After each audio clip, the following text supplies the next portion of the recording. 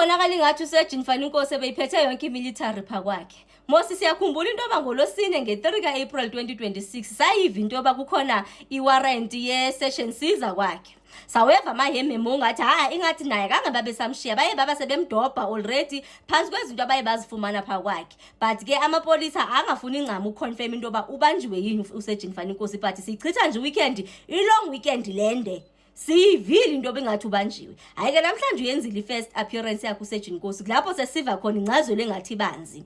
Hayibo baye beyokwenza lo session siza yabo xa begqibile babe sebefumana umcimbi onokwenza nedokethi. Hey, niyayazi basikulo madlanga commission o-ad-hoc committee nje ngumcimbi onzulu onokwenza namadokethi. Sibuzala noSotobo General Shadrack siba Sotobe apha amadokethi. Ngoku nguSearch Mfaninkosi naye kufunyana amadokethi about 6 anobunzulu ke amadokethi wakhona because anokwenza necala lo Limpopo no Rudaport apho amacala nokwenza nje into ezifana no cash in transit into nje ezirongwana nje nemedanyana nikhosho nje into engathi njalo 6 ala madokethi afunyana phipha kwakhe. Sithetha ke ngomuntu beke suspendiwe ndithi siyayazi into ba suspendwa uSearch Mfaninkosi and ungomnye igama lakhe likhona kula uPresident Cyril Ramaphosa akathi mabaphenywe kabanzi kuzokwazi into kube khona ingqubela phambili efana njengangoku into abantu baqalisa ukubanjwa.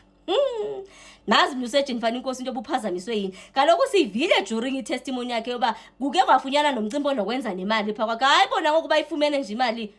Hayi uSearch Nkosi izithola kajongene nazo ke nguyinto onokwenza nezidokethi ba sifuna nezidokethi uze watsho ke uBrigadier Mathe into yoba basavumele bayojonga kwezi police stations apho ezodokethi kwakumele bazikhona into yoba uzifika kanjani kuSearch Mfaninkosi ezidokethi because ipolice station ezehlukahlukene ngaphezulu ezidokethi okuthethwa ngazo ikhona into ethi zize zibe zivaliwe ke ngoku undetected.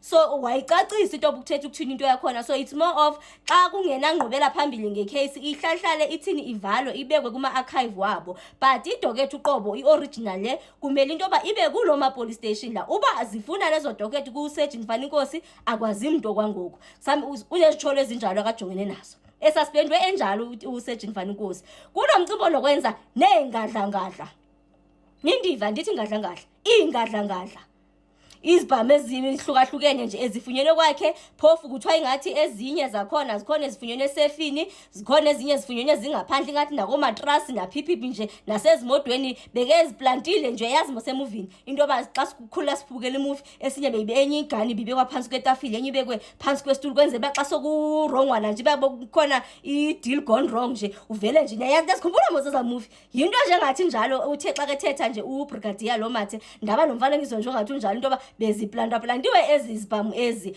phofu ke umthetho wesibhamu uthi izibhamu mele zihlale esefini. So since kukhona ezinye bezingekho sesefini sekajongana nezithole ezifana nezo. Sizathetha ngomcimbi wesefu nalo wesibhamu ezizibhamu zakhe ezingathi zinintsana nje kusese lapho yena uSearch Mfaninkosi umthetho ngwenya umuntu nobo wazi veteran onokwenza nesefu uba isefu kuthiwa kumele ba imountele either emabondeni okanye phansi, but ngathi ngendlela kanga seke nesinye isitholo futhi akajongene naso ngobe yakhe isefu abayifumananga kwindawo eright bokumele ba ibe ithini ibe ikuyo. Zizo nje into engathi uSearch Nkosi hey madoda zimfaka engxakini uze ke phofu even namhlanje ibail akangabi uyayifumana ibail hearing yakhe ipostponelwe next week sizawuva next week into yoba uzayifumana yini ibail okanye akazoyifumana uba yintoni into ibisenze into yoba uSearch Mfaninkosi abe usagcinele nezi zinto esazi ba amapolisa bebengaqonqozana nini nawo basamhloniphile nje into yoba bafike baqonqoza. Kaloku siyawazi lawo ukuthi amapolisa kuthiwa nje avele nje uva ngawo nje sowesithi weki abakazithatha incam ke ngoku zonke zezemishikashika eze-corruption yonke lento besimamele apha kumadlanga commission ncam ezibalwe apha izithola kajongene nazo ikwazezi. Ningalibalanga uGeneral Nhlanhla Mkhwanazi wayethi hayi man siyambamba nje umuntu force any other thing sibe sazi thina into esimfunela simfunela ntoni simfunela le into.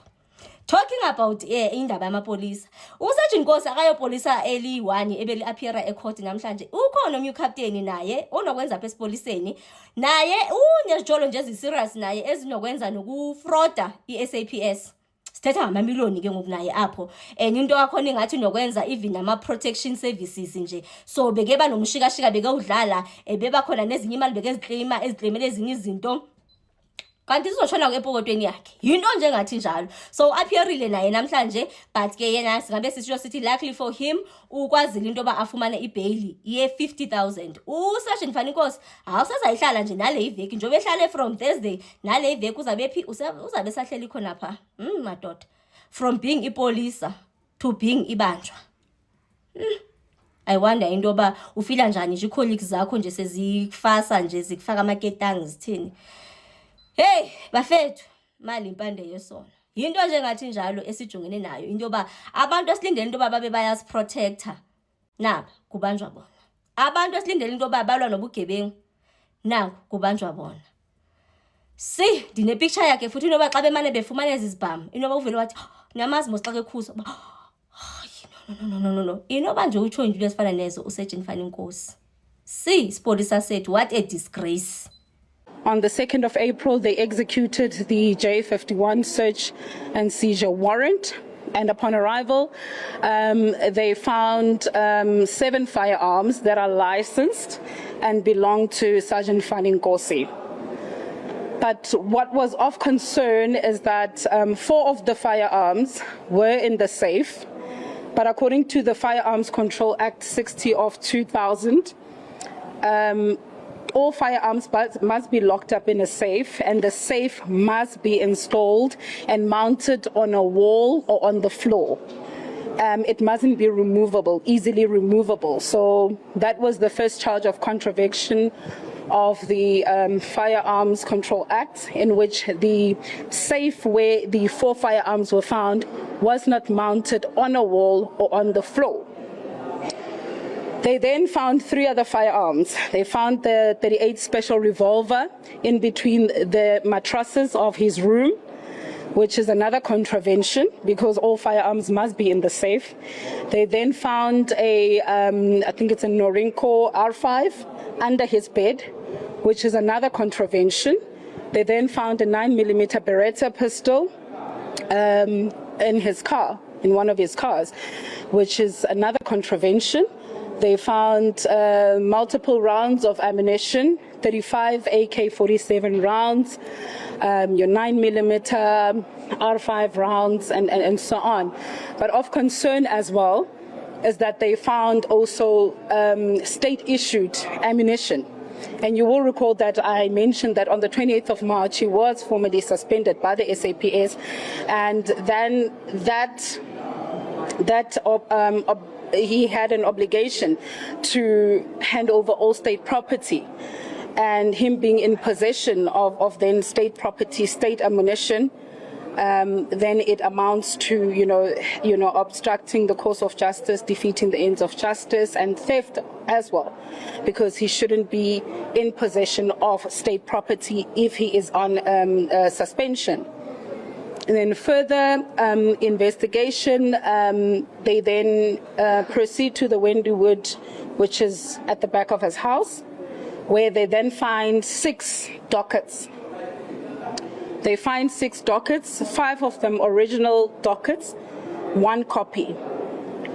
And the 6 dockets, it's CIT robberies, 1 that happened in Roodepoort, 1 in Musina, Limpopo, 2 other car hijacking cases.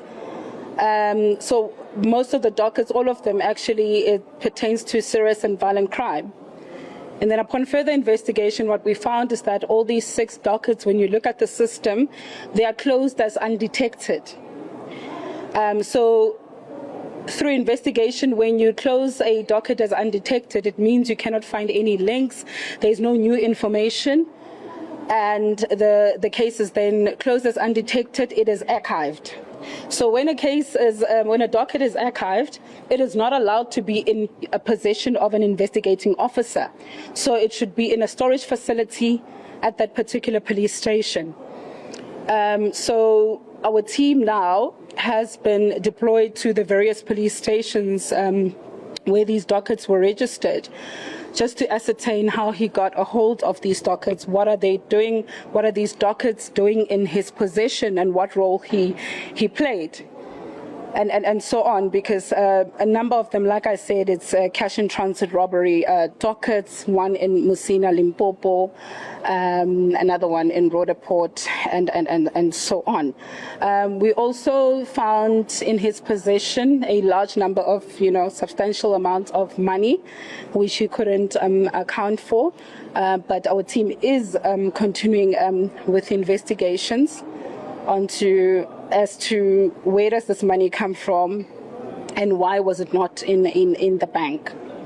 So our investigations are continuing, and like I said, we welcome the decision by the court to obviously apply for a formal bail application next week, because it gives us more time to strengthen our case to ensure that we oppose bail.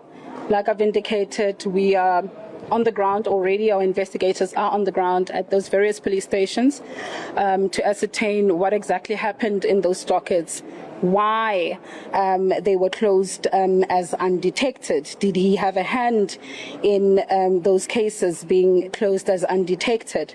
So that's where we are in terms of our investigation. And with regards to other allegations of corruption,